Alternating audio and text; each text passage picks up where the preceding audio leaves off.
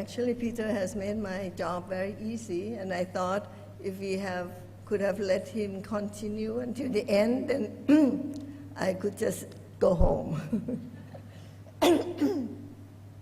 There's he has really helped laid out both the history and important angles in how is this? Sorry.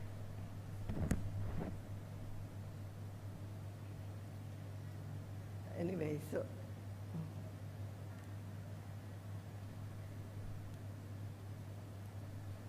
I think I will skip this. I think Peter did the job. Thank you. So what is comprehensive sexuality education, and what do we expect of that?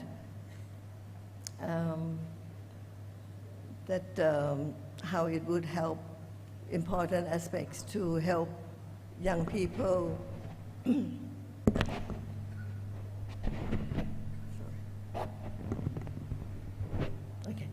young people grow and develop themselves. One of the aims that actually Peter already mentioned is that the sexuality education aims to tackle the norms around genders, especially the emphasis in the past, and I think until now in many countries, still emphasize on the norms that govern men and women, and also about the relationship between the two genders. So that has been, I think, the focus of most of the sexuality education, and they were trying to tackle the stereotype, the gender stereotype. It also implies very strongly that people who advocate for comprehensive sexuality education believe that norms around genders and around sexuality are actually socially constructed, and that they can be changed to improve the situation, to stop violence, to create more equality between people, between different identities, and to create mutual respect for people who come into contact and in relationship. So actually, part of the aims of sexuality education is also in the hope that we will create new type of men and new type of women who take control of their own body, who take autonomy, type of the new men who actually respect women and take responsibility, for example. So for me, this is very clear that we believe, I think many of us in this room are also advocates for comprehensive sexuality education, that we believe that many of these norms and practices can be changed because they are constructed by social norms. And that there have been many good success that have proved that good programs can help young people to take better responsibility and change their own behavior and change their way of being men and women. But I think for me, up till now, the framework that have been used so far still fixed in the binary form of approach that there are only two genders, and that is men and women, and that they need to change in their ways of being men and women, and that it is expected that these two genders would be attracted to each other and form relationships with the opposite sex. So therefore, that's still very strongly biased towards the belief that heterosexual is the norm.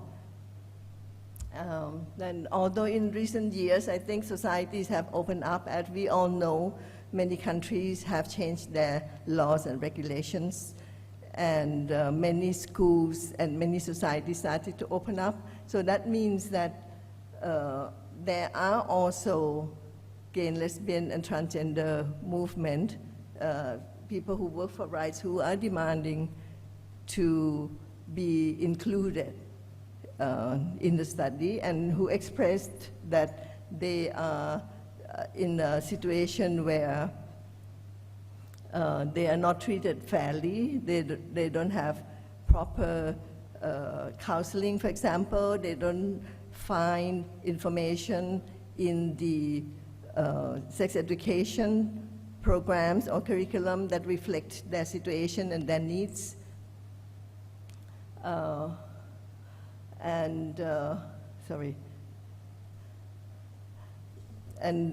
also found that throughout the last 2 days in several sessions that we discussed about sexuality education, and people who study the impact of the programs or study how the students progress within the program, from many countries have mentioned that students complain that many of the content don't reflect their situation, and that they only see heterosexual couples in the story, and they feel alienated from the story. So apart from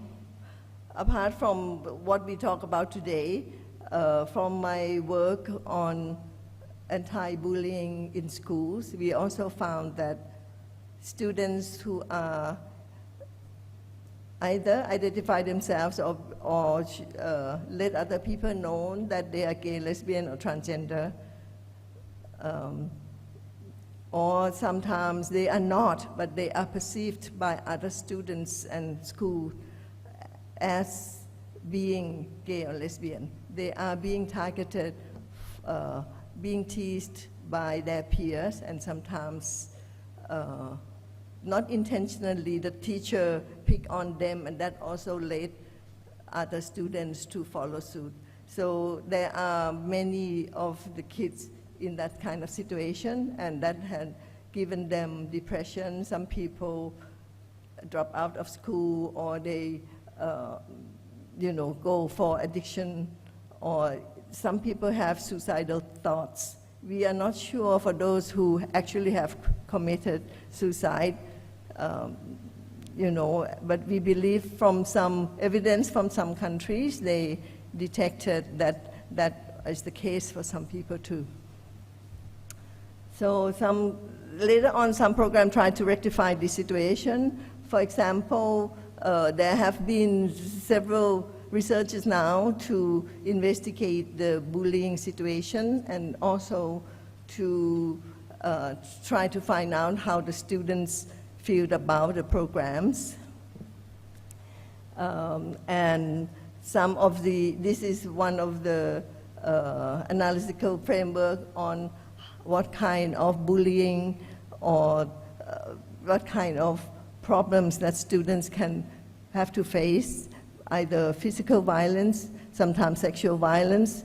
For young boys who might be seen as effeminate, they might be attacked around the bathroom area, and some people just hold themselves for the whole day at school, don't go to the bathroom until they go home. So there are some of these incidents that are happening. There are also other forms of bullying, like rumors or isolating them. Many of the tomboys students, so girls who identify as boys, they often keep to themselves and try to stay quiet in school so that they will not be noticed by other people. This is the graph from various studies that we try to put together. This is from UNESCO presentation last year, when we put together some of the studies from different sources. And it is now in the book called From Insult to Inclusion. You can also download that from the UNESCO websites. So there are different levels of and different forms of bullying for different countries. So far we have also Thailand, Vietnam, Japan, Korea, Hong Kong, China, and Australia. And so there are also, apart from research, there have also been a program, for example, this is called Purple My School, and that is a kind of support for the students in school so that they could feel that being gay or not being so strictly straight is also okay. This is another program that is coming to an end middle of next year, 3 years program on respect for all, work in different schools in Thailand, in the north and in Bangkok area. This is an event that UNESCO organized at the headquarters last year during Ida Hot Day to invite ministerial levels for commitment on stopping violence against LGBT in the school system. So this is not directly about sex education, but more on stopping violence. But I just wonder if we are heading in the right directions, because what I noticed, what we're doing, we set up a few more categories of identities. And so we have now heterosexual man, heterosexual woman, and then gay, lesbian, bisexual, transgender. So we have series of identities. But I think the framework that I would like to propose is, one more. How many minutes I have? 1 minute? Okay. Is that we do not just see people as 1, 2, 3 identity. It's not like identity number 1, man, 2, woman, 3, gay. But it is more looking at aspects of being human, different dimensions that every one of us owns and should cherish. And in that is sexual orientation. Everyone has sexual orientation. You can orient towards a man, a woman, or either, or you can orient towards anybody. And then gender identity, everyone has the gender identity that you can form, and that you should have the right to form. And that you can form it when you're growing up, and maybe you form it when you are older, and maybe you have felt in one way at one age, and then you might change that at another age. It is all possible. And I would like to propose that the framework in developing curriculums in the future for gender, for sexuality education, we need to open up and stop using binary approach of men and women and LGBT as additional categories, but we open up that everyone all have their ways of being, and it should not matter what identity you feel for yourself, what lifestyle or feelings that you have, and that you can still be cherished and nurtured. Thank you.